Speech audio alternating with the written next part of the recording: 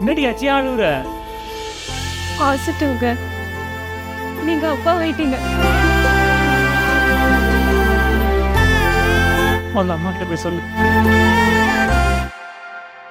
என்னத்த என்ன இந்த பக்கம்? முருகனை பார்த்துட்டு போலான்னு வந்தேம்மா. மாமாவை பாக்குற சாக்குல அடிக்கடி வந்துட்டு போறீங்க போல. விடுமா, அவங்க இப்படி வாழ்ந்தாதான் உண்டு. அத்தை, என்ன ஆசீர்வாதம் பண்ணுங்க அத்தை.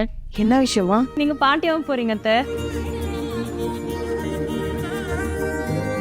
கங்க்ராட்ஸ் தெய்வான, கங்க்ராட்ஸ் மாமா. இந்த வேலைலாம் கரெக்டா பண்றீங்க போல. வாழ்த்துக்கள்மா, இதுக்கப்புறம் கொஞ்சம் பார்த்துடுங்க. சரிங்கண்ணா. நான் ஹாஸ்பிட்டல் கூப்பிட்டு போயிட்டுறேன். பார்த்து கூட்டிட்டு போயிட்டாடா. போயிட்டு வந்துடுறத.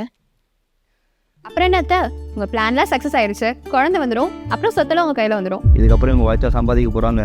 இப்படி வாழ்ந்தாதான் உண்டு. வா போகலாம். உனக்கு ஒரு விஷயம் தெரியுமா? என்ன? முருகன் பொண்டாட்டி பிரெக்னென்ட்டாவே இல்லையா? டாக்டர் சொன்னாரு. அதுவும் இல்லாம அவளுக்கு குழந்தை பாக்கவே இல்லைன்றாரு. ஓ, இதை வச்சுட்டு அவ அவ்வளோ சீன் போட்டாளா? எங்க அத்தை கிட்ட எப்படி சொல்லணுமோ அப்படி சொல்றேன். சொல்லு.